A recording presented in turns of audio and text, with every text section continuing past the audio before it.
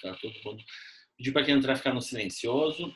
Então a gente vai começar hoje a avaliação de nódulo de pulmão, como eu faço e eu acho que a primeira pergunta que tem aqui tem casos do mundo inteiro aí, pessoal, casos de todo mundo. Definição, papel do raio-x, tomografia computadorizada e conclusões. Definição de nódulo pulmonar é, na patologia, pequeno foco circunscrito de tecido anormal, grosseiramente esférico, palpável. Tá? A patologia, isso é palpável. Na radiologia, a gente tem um threshold de tamanho, um ponto de corte, que não pode ser maior que 3 centímetros.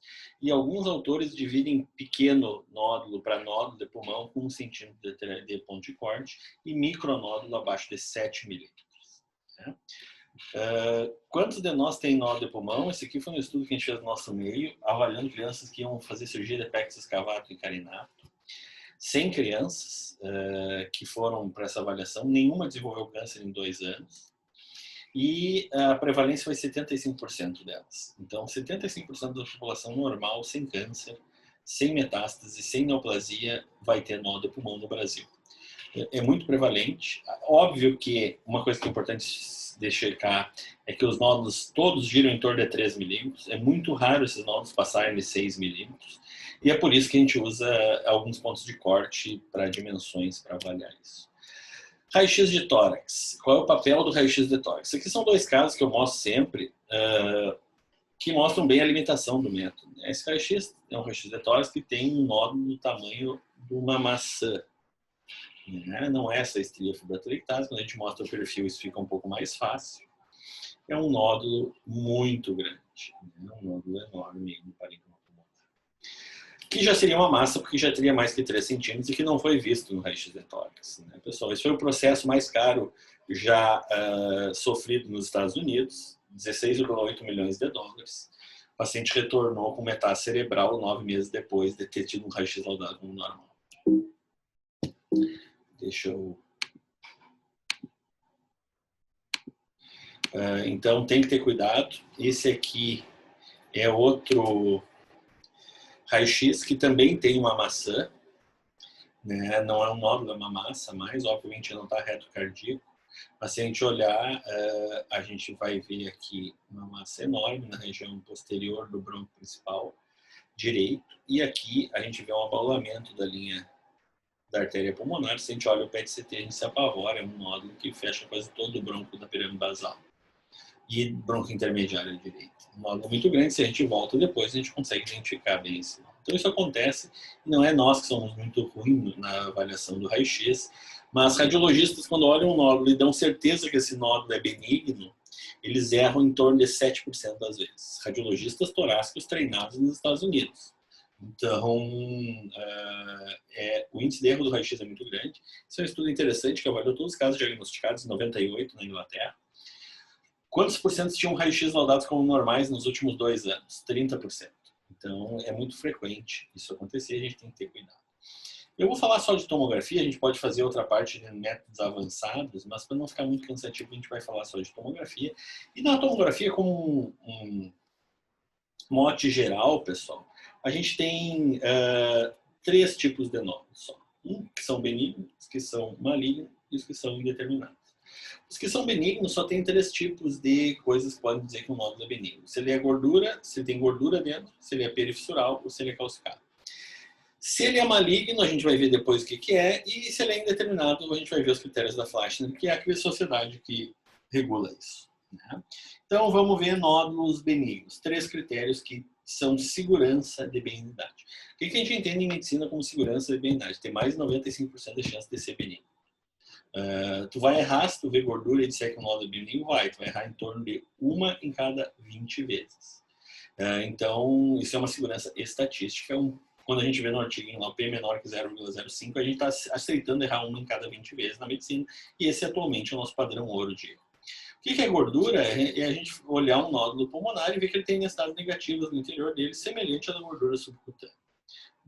Olha que tem densidades de gordura, densidades de calcificação, são achados bem característicos de lesões amartomatosas, que o nome mais correto seria contradenoma, mas a literatura traz muito amartoma como esse diagnóstico. 60% desses tumores vão ter gordura e esse é o tumor mais benigno parênquima pulmonar. Tumor benigno mais comum do parênquima pulmonar. Raramente a gente pode ver lipossarcoma. Esse aqui era um raio-x que eu podia ter mostrado naqueles outros lá, porque se não fosse essa seta, ninguém ia ver. Eu posso dar um zoom aqui e mesmo assim fica difícil de ver, mas esse paciente tem um nódulo suprasentimento. Olha o tamanho que está esse nódulo pulmonar. E aqui é o nódulo pulmonar. Quando a gente faz a janela de pulmão, a gente vê que tem densidade de gordura dentro. A gente pode fazer o que a gente chama de histograma de densidades, que é medir automaticamente, pedir para o computador dizer qual é a densidade numa área desse nódulo que a gente acha que tem gordura, né? A gente fez uma série desses casos aí, mostrando que a densidade de menos 33 é o padrão ouro para diagnóstico dos pacientes que têm gordura dentro dos nódulos pulmonares, correlacionando com a histopatologia. Então, nódulos com gordura no seu interior têm um critério seguro de benignidade.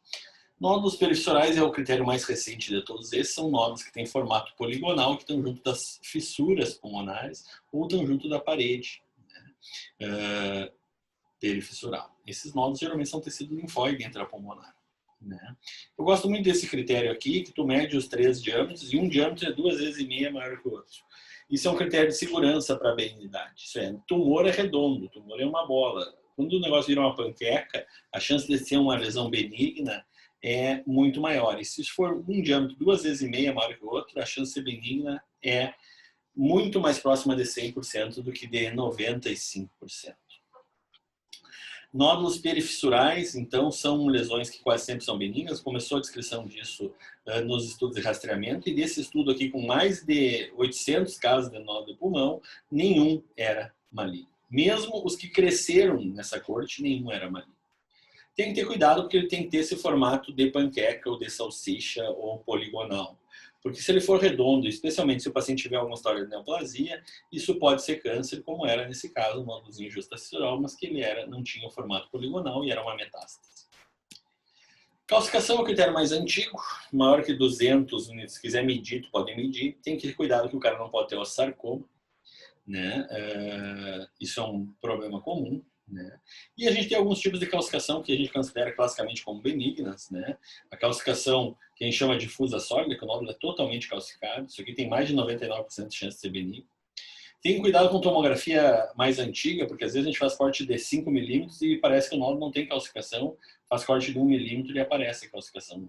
Sempre para avaliar um nódulo, pessoal, a dimensão desse nódulo tem que ser pelo menos... a espessura do corte tem que ser pelo menos 25, no máximo 25% do diâmetro total do nódulo. Então, se eu estou olhando um nódulo de 3 milímetros, o máximo que eu posso ter é 1 milímetro de espessura de corte para ter segurança da avaliação. Então, a gente tem que ter esse cuidado nessa avaliação. Outro paciente com uma calcificação central nem precisava ser operado, mas às vezes os pacientes incomodam para ser operado, uma calcificação central bem característica de histoplasma, uma lesão benigna. Calcificação em pipoca, mesma coisa, uma calcificação irregular, parecendo uma pipoca mesmo, a radiologista tinha mais tempo antigamente. Isso aqui geralmente são os amartomas, ou condroadenomas, ou condromartomas. Tem o melhor nome para esse tumor é tumor misto de tecido conjuntivo. Mas como é muito longo, eu acho que ninguém vai entrar. E tem calcificação que pode ser câncer, né? Principalmente calcificações excêntricas, calcificações salpicadas, né? Adenocarcinoma mucinoso é o que costuma mais calcificar. Né? E essa aqui é a calcificação mais salpicada e irregular, é a mais comum das calcificações malignas. Óbvio que geralmente as lesões são grandes para a gente avaliar. Tem que ter cuidado, né? Sarcoma ósseo pode calcificar e o raio-x nunca pode bater o martelo. Esse aqui é um caso que tinha um câncer e um nódulo calcificado na frente. Se vocês olharem aqui, parece que tem uma calcificação central dentro no raio-x. Né? Parece uma calcificação em pipoca no raio-x. Quando a gente vai olhar, é uma calcificação excêntrica na tomografia. Então, teoricamente, o ACCP fala isso e fala com uma certa razoabilidade. A gente só poderia dar alta para nódulo pulmonar tomograficamente. No Brasil, isso nem sempre é certo. Então, nós temos 3 critérios de benigno, que é gordura, calcificação e perifissural. O que é nódulo maligno? É nódulo espiculado com mais de 2 centímetros. Né? São nódulos que têm contornos espiculados, que são essas áreas hipertensas lineares, perinodulares, né? Com densidade de partes moles, bem característicos de malignidade. Esse nódulo, que tem mais de 2 centímetros espiculados, tem mais de 95% de chance de ser maligno. Então, ele não precisa ser biopsiado, ele tem que ser operado. Tem que ir para o balde. Óbvio que às vezes eles não vão ser espiculados, e espiculados representam 90% da malignidade, mesmo para qualquer tamanho. Ele vai ser mais que 95 quando ele tiver mais que 2 centímetros. E o que é espiculado? Espiculados são áreas hiperdensas lineares perilesionais, e essas espículas são reação desmoplásica, um processo inflamatório perilesional que leva à neoplasia primária de pulmão. Isso não é metástase quase que nunca. Escavação também sugere benignidade. Se eu ver uma lesão escavada, e principalmente se a parede dela for muito fina, sugere benignidade. Se a parede dela for muito grossa, ou tiver uma área mais grossa, sugere malignidade. A gente tem um paper sobre isso que demonstrou que paredes finas são benignas, abaixo de 7 milímetros. Paredes grossas, acima de 2,4 centímetros, são malignas. Então, esse é um achado bem característico de benignidade. Quantos por cento são benignos? 50. Quantos por cento são malignos? 4. Sobra quanto? 30, 40, 45% indeterminado. E esse é o grande pepino do mundo atualmente, porque 70% da população tem nódulo, a maioria vai ser dos benignos, mas vai ter muito indeterminado. E o grande problema é quando tu tem 30 anos, tem um nódulo, foda-se, não tem câncer. Mas quando tu tem 60 anos e um melanoma, começa a complicar a tua probabilidade pré-teste, e daí quase que todo nódulo vai ser suspeito. A Fleischer Society é uma sociedade que foi dada em homenagem ao Dr. Fleischer, foi o primeiro radiologista torácico dos Estados Unidos, trabalhava no Beth Israel Diaconate Center, que é um dos hospitais da Harvard Medical School, e criou uma sociedade, na realidade ele criou a sociedade antes de fundar e morreu. E aí os caras deram o nome dele, é uma sociedade de radiologista, patologista e clínico que faz guidelines. E um dos guidelines deles é o guideline de nódulos pulmonares, que trabalha muito com estatística. A gente sabe que nódulo muito pequeno, a chance de câncer é muito baixa, nódulo muito grande, a chance de câncer é bem maior. Taxa de crescimento é bem importante também, e esse acompanhamento é o que a gente faz. Pode usar volumetria? Pode. Os estudos de rastreamento têm usado, mas a variabilidade é mais ou menos 25%. Isso a gente tem que ter bem em mente quando vai estudar esses nódulos com volumetria. Primeira coisa que a gente vai nos indeterminados é saber o pré-teste. Uma coisa é tu ter 20 anos sem doença nenhuma, outra coisa é ter 70 anos e ter fumado 200 anos mais. E conforme esse pré-teste, tu vai poder, inclusive, calcular a taxa de malignidade dessa tua lesão. Lembrando que PET em meio endêmico não é mais indicado para nódulo pulmonar há uns 3, 4 anos. Meio endêmico de doença granulomatosa, né, pessoal? Então, o que é nódulo de pulmão? Tá? Nódulo pulmonar abaixo de 6 milímetros, na média dos 2 diâmetros, não faz nada. Entre 6 e 8 faz 2 controles em 6, 18 ou 24 meses. E maior que 8 milímetros faz alguma coisa. Outro faz biópsia, outro faz controle em 3 meses, outro faz PET ou ressonância. Lembrando que meio endêmico de doença granulomatosa, a ressonância é um pouco melhor que PET. Ou se esse método for negativo, ele vai para o controle, se for positivo, vai para a biópsia ou ressecção.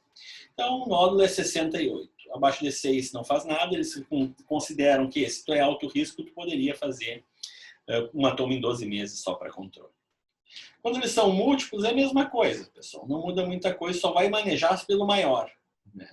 Lembrando que tu pode aumentar um controle aqui, mas depois de 24 meses, um nódulo sólido, ele é considerado benigno, se ele está estável. Então, um nódulo sólido, não um semissólido. Quando ele tem mais que 8 milímetros, tu já vai tender a ter uma intervenção, ou biópsia, ou ressecção, ou mesmo PET ou ressonância negativa, tu vai ter que controlar ele muito de perto para não perder o time do câncer. Lembrar que nódulo de vidro fosco, pessoal, é outra história. Tá? Tem que ver se o cara não está infectado, tem que ver se o cara não tem uma neoplasia de base, se não tem febre, se não é muito jovem, né? Porque nódulo vai ser sempre como é que eu vou dizer para vocês, um desafio. Esse aqui é um caso do paciente de rastreamento, ano 0, tinha não tinha nenhum nódulo, tinha só um espessamentozinho da parede, um cisto. E esse espessamento da parede dessa bolha de enfisema é a causa mais comum de perda de câncer, de diagnóstico de câncer em rastreamento. Esse aqui é o controle ano 1, ano 1 mais 3 meses. Era um nódulo que virou especulado, uma neoplasia primária de pulmão.